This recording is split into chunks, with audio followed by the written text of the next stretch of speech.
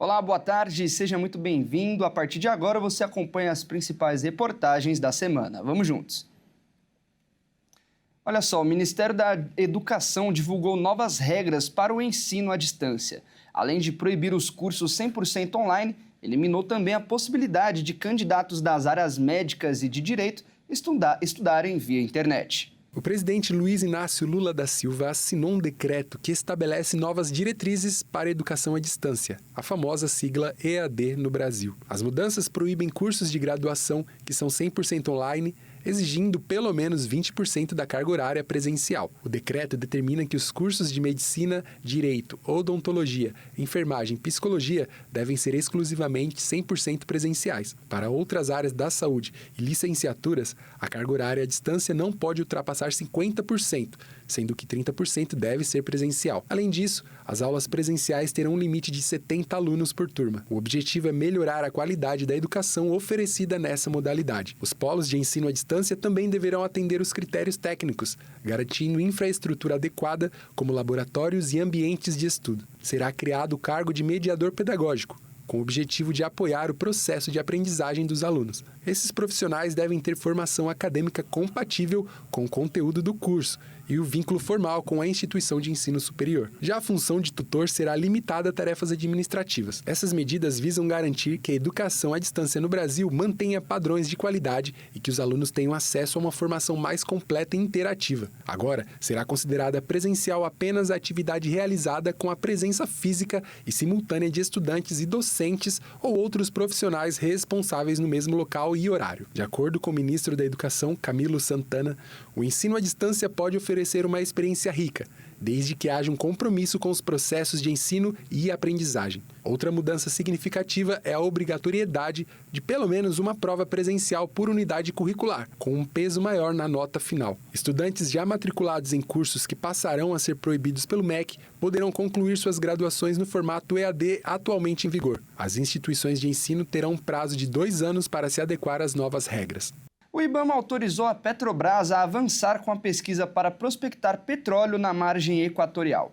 O projeto, apoiado pelo presidente Lula, é criticado pelos ambientalistas. O megaprojeto para prospectar petróleo em uma área marítima perto da foz do rio Amazonas, no Amapá, avançou no processo para a obtenção de autorização do Instituto Brasileiro de Meio Ambiente e dos Recursos Naturais Renováveis. A Petrobras quer iniciar perfurações exploratórias em uma zona marítima de cerca de 350 mil quilômetros quadrados, na chamada margem equatorial, a cerca de 500 quilômetros da foz do rio Amazonas, no norte do país. Suas reservas potenciais são estimadas em 10 bilhões de barris de petróleo. Em 2023, o Brasil alcançou mais de 15 bilhões de barris em reservas comprovadas. O projeto conta com o aval do presidente Luiz Inácio Lula da Silva, que argumenta que o país precisa de fontes de financiamento para a transição energética. Mas, ao mesmo tempo, o dirigente quer que o Brasil lidere a luta contra o aquecimento global, enquanto o país se prepara para sediar a Cúpula do Clima COP30 em Belém, no Pará, em novembro. Um comunicado afirma que o IBAMA aprovou o conceito de um plano de proteção da fauna na bacia da Foz do Amazonas, mas esse avanço não configura a concessão de licença para o início da realização da perfuração exploratória. Para continuar, o IBAMA vai fazer vistorias e simulações de resgate de animais da fauna oleada que testarão na prática a capacidade de resposta em caso de acidentes com derramamento de óleo. No Rio de Janeiro, a polícia prendeu um homem que forjou o próprio assalto. O objetivo dele era acionar o seguro. O Anderson Nascimento vai contar essa história pra gente. Benjamin Roberto Lima dos Santos, de 30 anos, alegou ter sido abordado no seu carro acompanhado da namorada Alexia Fernandes, que mais tarde, que a polícia concluiu, sequer existir. Os criminosos armados teriam assumido a direção do veículo, exigido pertences e uma transferência bancária. Os dois teriam sido ainda levados para a Cidade de Deus, onde foram liberados e os criminosos fugiram. O homem elencou como perdas mais de 13 mil reais, um celular, 5 cartões de banco, cordão de ouro, mochila, perfumes, PlayStation 5, roupas, tênis, ferramentas e relógio. Por 2 semanas, agentes e recursos da Polícia Civil foram destinados à elucidação do caso, incluindo diligências na Cidade de Deus, comunidade com a atuação do tráfico de drogas. A investigação, no entanto, descobriu que o próprio homem realizou o saque do dinheiro que teria sido roubado.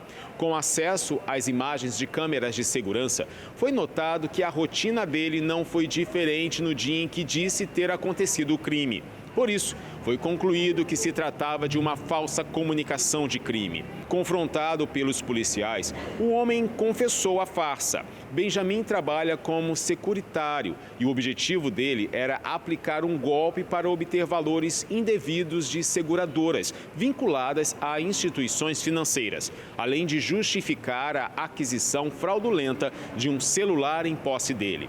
Além da responsabilização criminal, a Polícia Civil irá comunicar o caso à Procuradoria-Geral do Estado, com o objetivo de buscar o ressarcimento dos recursos públicos empregados na investigação. A polícia do Paraguai descobriu um laboratório de drogas na fronteira com o Brasil. No local era produzido metanfetamina, o que deixou as autoridades em alerta. Vamos ver. A SENAD, Secretaria Nacional Antidrogas do Paraguai, descobriu na cidade de Minguaguaçu, perto da fronteira com o Brasil, um laboratório artesanal clandestino destinado à produção de metanfetamina, uma droga sintética com alto potencial aditivo e grave impacto na saúde pública. A operação resultou na prisão de um cidadão chinês. No local foram apreendidos 3 envelopes contendo metanfetamina, além de produtos químicos e materiais utilizados na produção ilícita de entorpecentes. De acordo com a SENAD, as evidências coletadas, que incluem substâncias como ácido sulfúrico, acetona, equipamentos de laboratório e documentação de remessas químicas em nome do preso, confirmam a existência de um esquema clandestino de fabricação de metanfetamina no país. A descoberta do laboratório é considerado um sinal de alerta para as autoridades sobre um tipo de crime nunca visto no Paraguai e que pode ter efeitos negativos tanto na segurança quanto na saúde pública, já que representa riscos crescentes à população, dada a facilidade de propagação das redes e o elevado potencial destrutivo da substância produzida. Recibimos a informação e trabalhamos sobre o caso. É importante destacar el trabajo en conjunto de la SENAD con el Ministerio Público y lo bueno de todo es que pudimos desarticular a esta persona que se está dedicando a la producción de esta droga que es muy perjudicial, muy dañina para la salud mental de aquellas personas que consumen, muy adictiva. Se puede consumir de distintas formas, se puede fumar, se puede inyectar, se puede inhalar, en fin. Es una droga muy potente y muy peligrosa.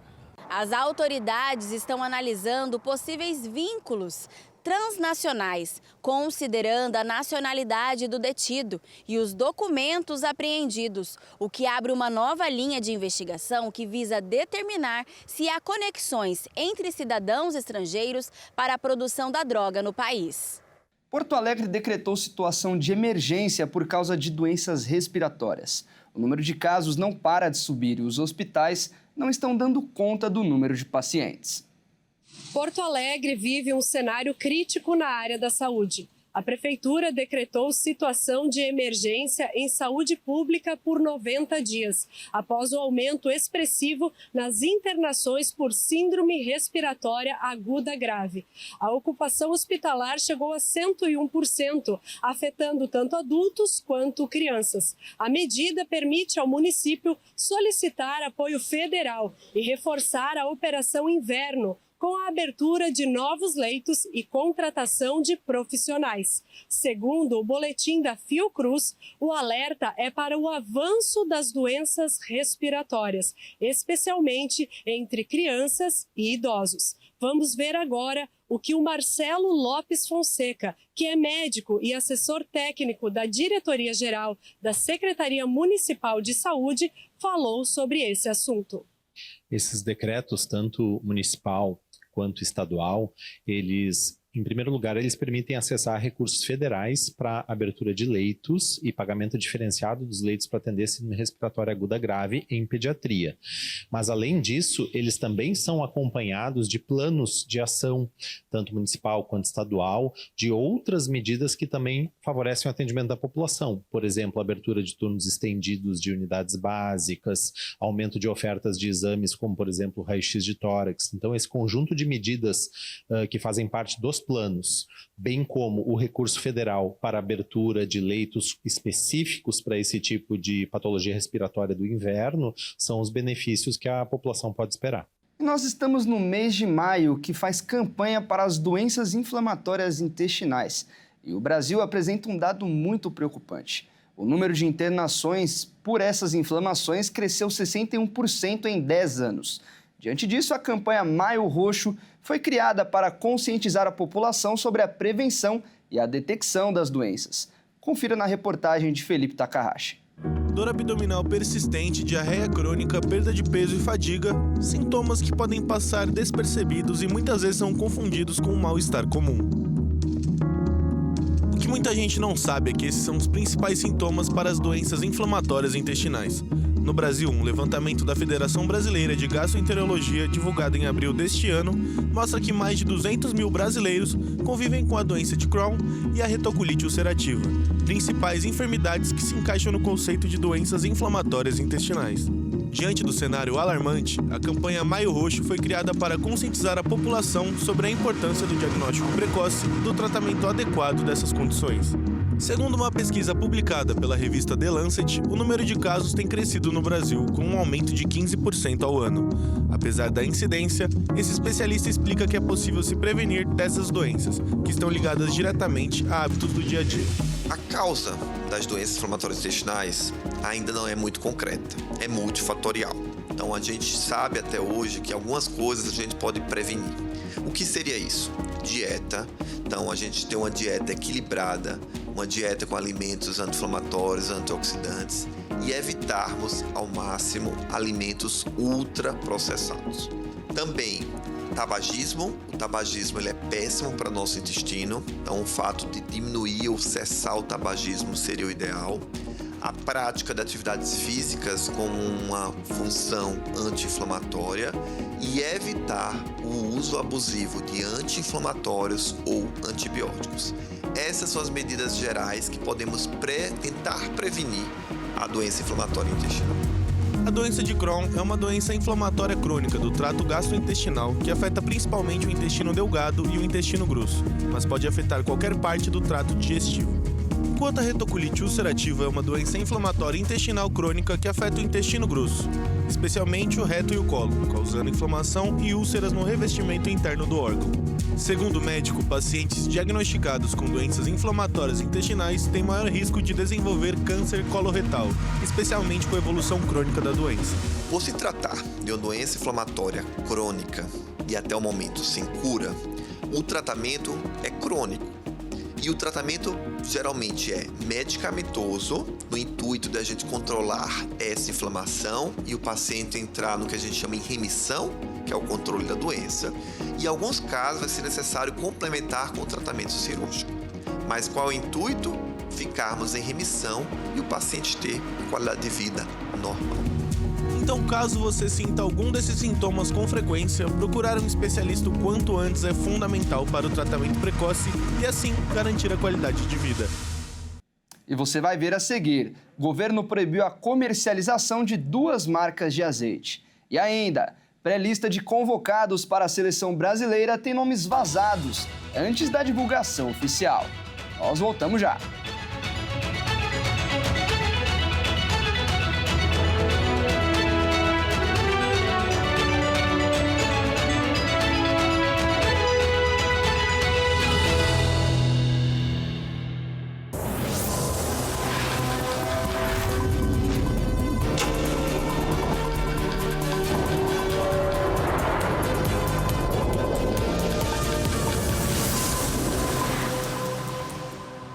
O governo proibiu a comercialização de 2 marcas de azeite, alegando que os produtos eram de origem desconhecida.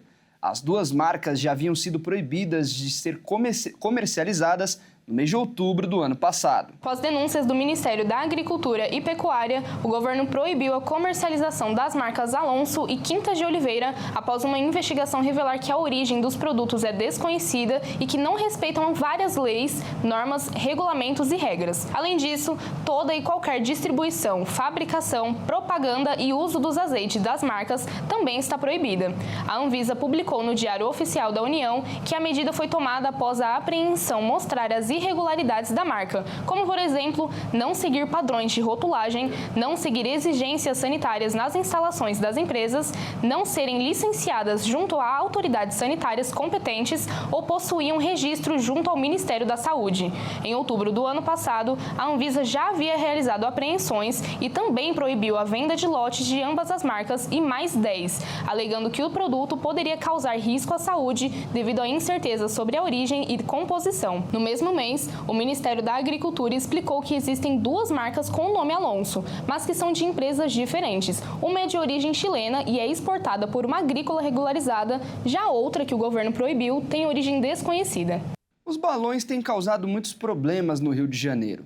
Diversas ocorrências foram registradas e, em um dos casos, um balão em chamas caiu em um parquinho. Vamos ver mais detalhes com o Anderson Nascimento. Um grupo invadiu um condomínio em Jacarepaguá, na zona oeste do Rio, para resgatar um balão.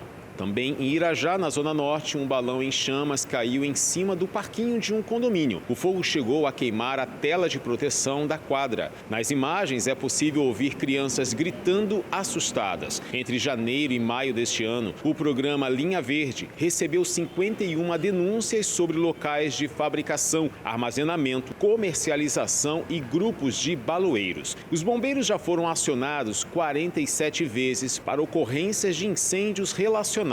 Neste fim de semana, diversos balões foram vistos no céu e apreendidos pela polícia em diferentes bairros no Rio e na região metropolitana. Só na Barra da Tijuca foram 2 flagrantes. Em Rio Comprido, Caxambi e Niterói também foram vistos balões sobrevoando. O porta-voz do Corpo de Bombeiros, Fábio Contreiras, ressaltou que esse ato é crime e representa um risco real ao meio ambiente, segurança pública e à vida dos cidadãos.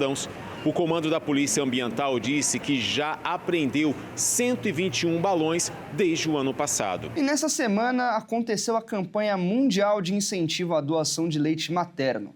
Um gesto que pode ajudar muitas mães e bebês. Quem traz as informações pra gente é a Carol Oliveira, do Mato Grosso do Sul. O Brasil possui a maior rede de bancos de leite humano do mundo. Um trabalho fundamental para salvar vidas, mas para isso é preciso contar com a solidariedade de mães que amamentam e têm leite excedente para colaborar. Em média, 150 mil litros de leite humano materno são coletados, processados e distribuídos a recém-nascidos de baixo peso que estão internados em unidades neonatais do país. E para atender a todos, cada mililitro importa. Para se ter uma ideia, dependendo do peso do prematuro, 1 ml já é suficiente para nutri-lo, cada vez em que é alimentado. 1 litro de leite pode ser suficiente para até 10 recém-nascidos por dia. Para mães que contam com a solidariedade de outras, as doações se transformam em esperança. Tive os bebês há 15 dias, né? E desde o começo a descida do leite já foi bem difícil. Então eu fazia visitas diárias ao banco de leite, elas me ajudavam, fazia o estímulo, né? Massagem, a gente tentava a ordenha, mas demorou um pouquinho mais para descer. E quando desceu era uma produção bem baixa. Enquanto isso os meus bebês estavam na UTI e eles estavam recebendo leite materno de outra mãezinha. Hoje eles são amamentados, né, todos os dias. Eu dou peito todos os dias, em vários horários.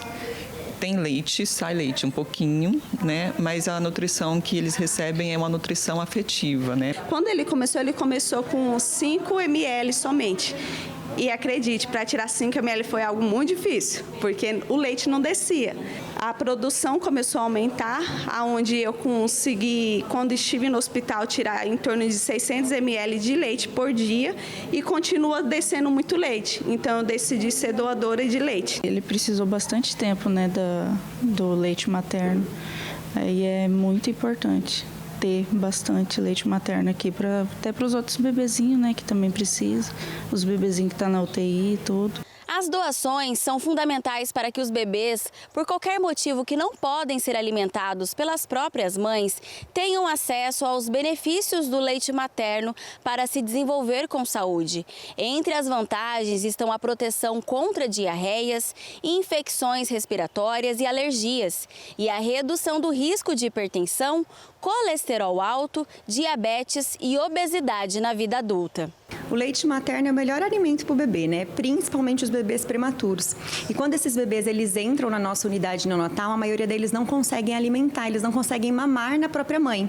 Dessa maneira, eu necessito de leite humano doado para que esses bebês se alimentem, certo? Aí eles são alimentados através de sonda. Por isso, da importância de eu ter mães doadoras de leite, porque esse leite humano ele vem para os nossos bebês prematuros para que eles sejam alimentados nos primeiros dias de vida. Para ser doadora, a mãe precisa ter uma produção excedente ao consumo do seu bebê, né? Então, aquela mãe que produz mais leite do que o bebê dá conta de consumir, ela pode estar doando para o banco de leite. Aí a gente vai até a casa dela, leva os kits, né? Instrui ela como fazer essa coleta, como armazenar esse leite e uma vez por semana a gente passa a buscar. A única exigência que o banco faz é que essa mulher tenha os exames sorológicos em dia. Aquela que não tiver, a equipe também pode estar fazendo o exame no domicílio. Os bancos de leite fazem toda a orientação necessária às mães que querem fazer doações e colaborar para manter os estoques em dia. Se você quer ser uma doadora, basta ligar para o telefone 136 para saber qual banco de leite mais próximo da sua casa. O número de nascimentos de bebês no Brasil caiu pelo 5º ano seguido. Além disso, os casais estão optando por ter os filhos cada vez mais tarde. O número de nascimentos no Brasil continua em queda. Pelo 5º ano seguido, o país registrou menos bebês nascendo. Em 2023, o recuo foi discreto, mas revela uma mudança profunda no nosso modo de viver. Aqui no Rio Grande do Sul, quase metade dos bebês nasceu de mães com 30 anos ou mais. Isso mostra que muitas mulheres estão adiando ou repensando o momento de formar uma família.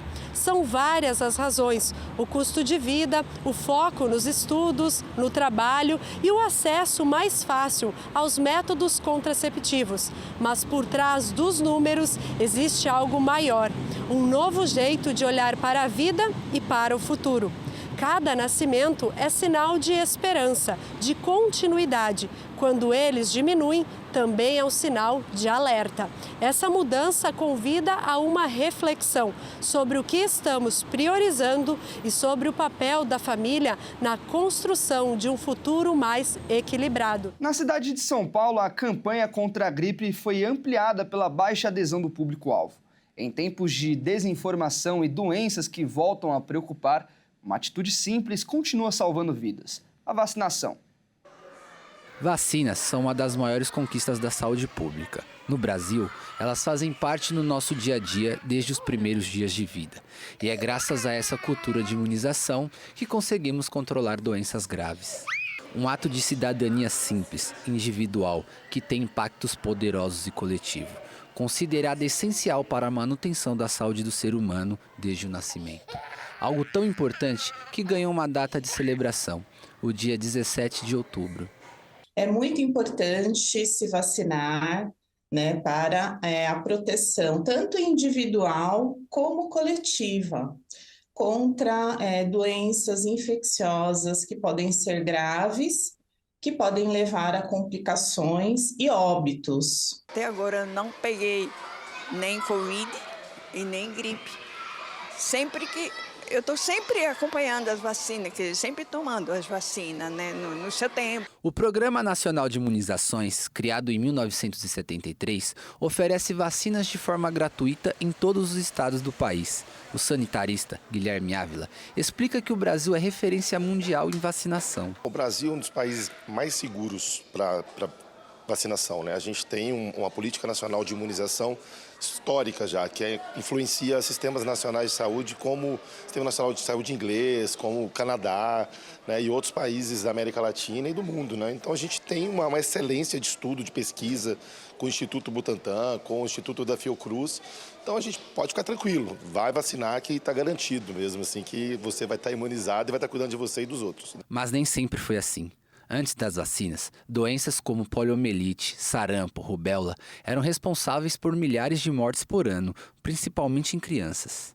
Com o desenvolvimento de vacinas, a vacinação em massa, a gente fala que a vacina acaba sofrendo uma consequência pelo próprio sucesso, né? Porque ela faz as doenças desaparecerem praticamente. E aí a percepção de risco das pessoas diminui, porque as pessoas elas não veem mais aquelas doenças. A Isabela sabe bem a importância de manter em dia a caderneta de vacinação do Enzo, de apenas 1 ano. É muito importante vacinar. Algo tão importante em nossas vidas e na vida daqueles que amamos segue à tona na sociedade. É muito importante que todas as pessoas dos grupos prioritários, crianças, gestantes, idosos e pessoas com alguma condição clínica especial e outros grupos procurem a unidade básica de saúde para se vacinarem. O ministro da Agricultura e Pecuária, Carlos Fávaro, realizou uma coletiva de imprensa para abordar a situação e as atualizações relacionadas à emergência da gripe aviária. O ministro da Agricultura, Carlos Fávaro, reafirmou o compromisso do Brasil com a transparência e a robustez de seu sistema sanitário diante da identificação de um foco de gripe aviária em uma granja comercial no Rio Grande do Sul. Nós vamos ter 28 dias a partir do marco zero, que é o primeiro dia depois da desinfecção total do lugar do foco, 28 dias. Se não ocorreu nenhum, significa que aquele ciclo do vírus quebrou. Se não teve nenhum outro caso, nós podemos nos autodeclarar livre da gripe aviária.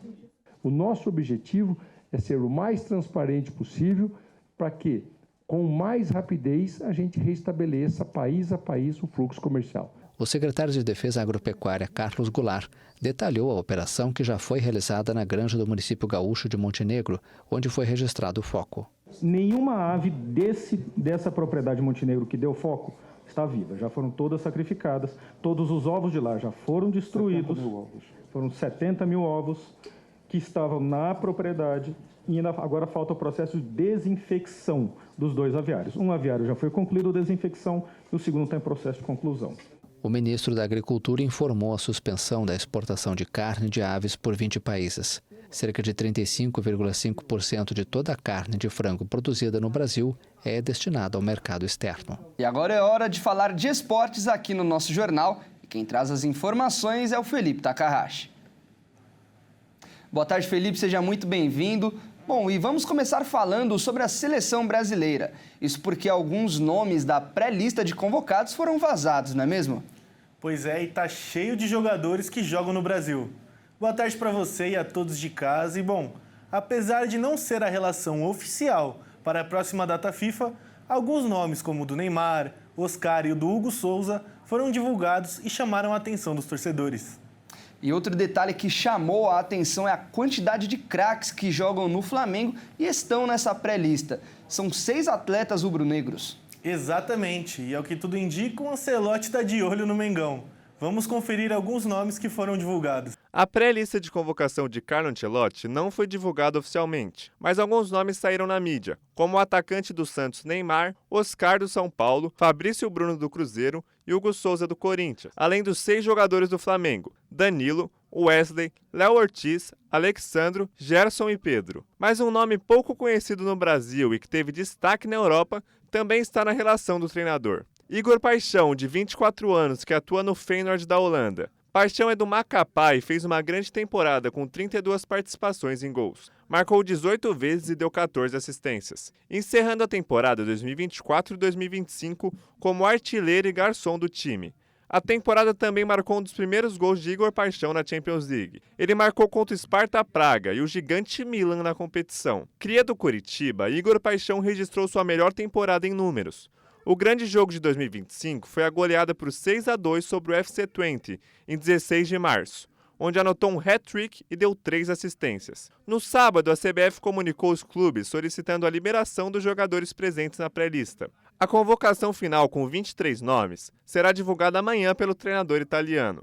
A seleção brasileira vai enfrentar o Equador no dia 5 de junho em Guayaquil e o Paraguai no dia 10 de junho na Neoquímica Arena, pelas eliminatórias da Copa do Mundo. Bom, e além desses nomes que acabamos de ver, os laterais Dodô, da Fiorentina, Wanderson e Caio Henrique, do Mônaco, o zagueiro Alexandro, do Lille, e os atacantes João Pedro, do Brighton, e Evanilson, do Bournemouth, também foram confirmados na pré-convocação.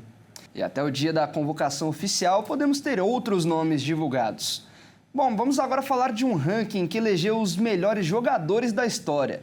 E um argentino lidera essa lista, né, Felipe?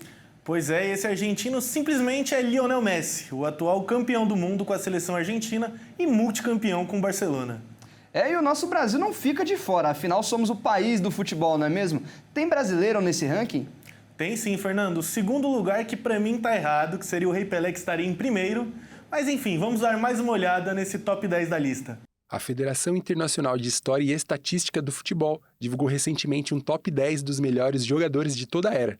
E no primeiro lugar desta lista aparece Lionel Messi. O craque argentino multicampeão pela seleção argentina e por outros clubes que atuou, é considerado de fato por muitos como o jogador mais completo que já existiu, seja pela habilidade, liderança, conduta profissional e principalmente pela capacidade técnica que Messi sempre esbanjou. Quem apareceu na segunda colocação foi Pelé, o rei do futebol. O ídolo brasileiro que conquistou 3 Copas do Mundo pela seleção brasileira, fez mais de 1000 gols e foi insuperável enquanto correu pelos campos, perde pela primeira vez o posto de melhor jogador da história. Além de Pelé, outros 2 brasileiros apareceram neste ranking de melhores da história. Em sexto lugar ficou Ronaldo Fenômeno e na 10ª posição, Ronaldinho Gaúcho. Bom, Fernando, e essas são as notícias do esporte dessa semana. Semana que vem eu volto com mais. Até lá! Tá certo, Felipe. Muito obrigado pelas notícias de hoje. Um ótimo domingo para você. Bom, e essa edição termina aqui. Se você quiser rever alguma das nossas reportagens, é só acessar o canal Jornalismo Hit TV no YouTube. Muito obrigado pela sua companhia, um ótimo domingo e até mais.